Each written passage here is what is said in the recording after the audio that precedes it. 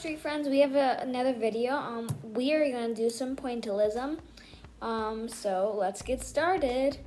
And you notice I broke my glasses. That's temporary for now, but yeah, let's get started. First thing we're going to do is make a frame for our pointillism. So you should get a piece of smooth ink paper. I already did this one. I'm going to show you on a regular piece of paper about the same size, but this is what we're going to do right now. And what you'll need is a pencil, a ruler, and a Sharpie, and a piece of paper. So let's get started. What we're going to do to start, you need the ruler, and you have to mark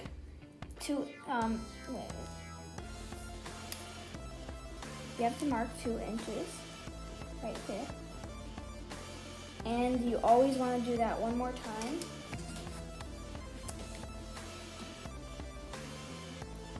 And then you're going to connect the 2 lines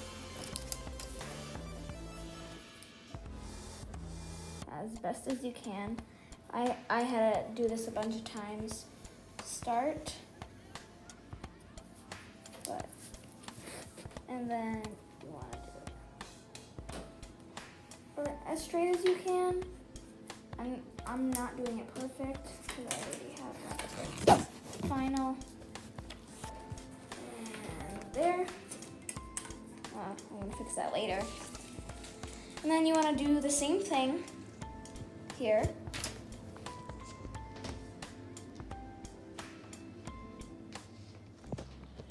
And here.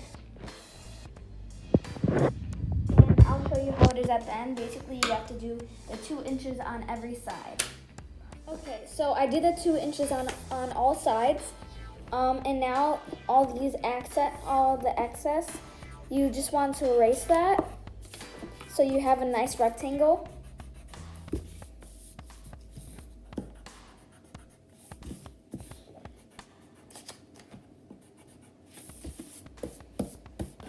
So there's your frame, and now we are going to trace it in Sharpie. Okay. Now you have your Sharpie, and you basically want to do something similar to what you did with the pencil, but this time you don't have to do marks. You just have to trace over. My trace was not that well, but you get the idea, and then basically do it again.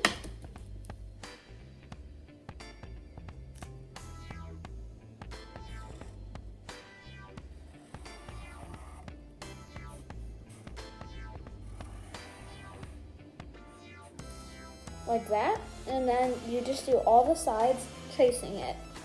So I finished the frame, and I erased all the pencil that was under the Sharpie, and now I'm just gonna, and you can add your own little thing to it. Like I'm just gonna trace another line here and here, so here's the final frame, but usually you want it more around this size, so you have room for your face for the pointillism. But this, you can also use it. It's another alternative, but it's just more rectangular. So this is a pointillism scale. So it's going light to dark. So basically, you should probably practice that first, and I'll show you how to make one. I'm gonna use a practice sheet, and it has some examples here of what you should do.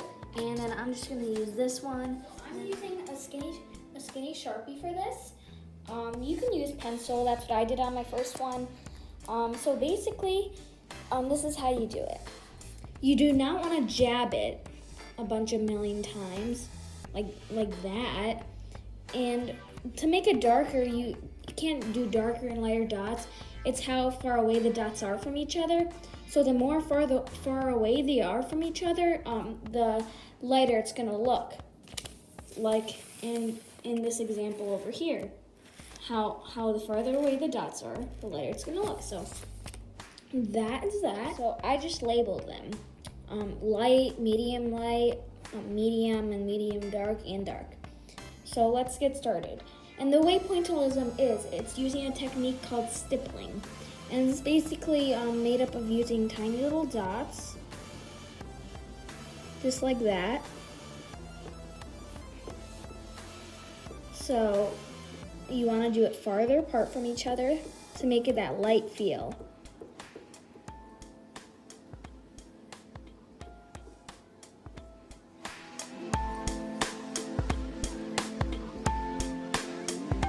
For a medium light, you want them a little bit closer together. I mean farther, yeah, closer together. And I'm just gonna fast forward this, starting now.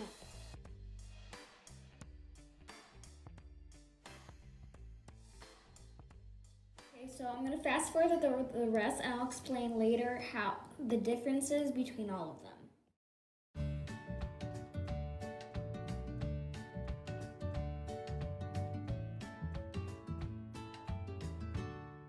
Finished, and as you can see, it's getting darker throughout the scale. Like light, it's the most farthest apart, but then medium light, it's getting a little closer together, and then medium getting a little more, medium dark, more, and dark, of course, more. And this can even go darker, and it can go even lighter. But this is basically the the 5 main ones that you need to know about. So now let's start the actual project. So you want to just print out an actor or a celebrity of whoever of your choice in black and white, and then to make it easier, this is what I do. You're just going to trace over it, so like this. You're not really going to see it, but it's going to show up on the back. Up because my marker was failing me, but your guys' should be like, you should really see all the details. And one thing I need to point out, with the nose, when you trace it, you don't trace the whole nose, you just trace like this part of the nose. And with the eye, don't trace the eyelashes, just the iris, pupil, and the basic shape of the eye. And don't do every detail in the hair, just like around it and the hairline, and then do the lips.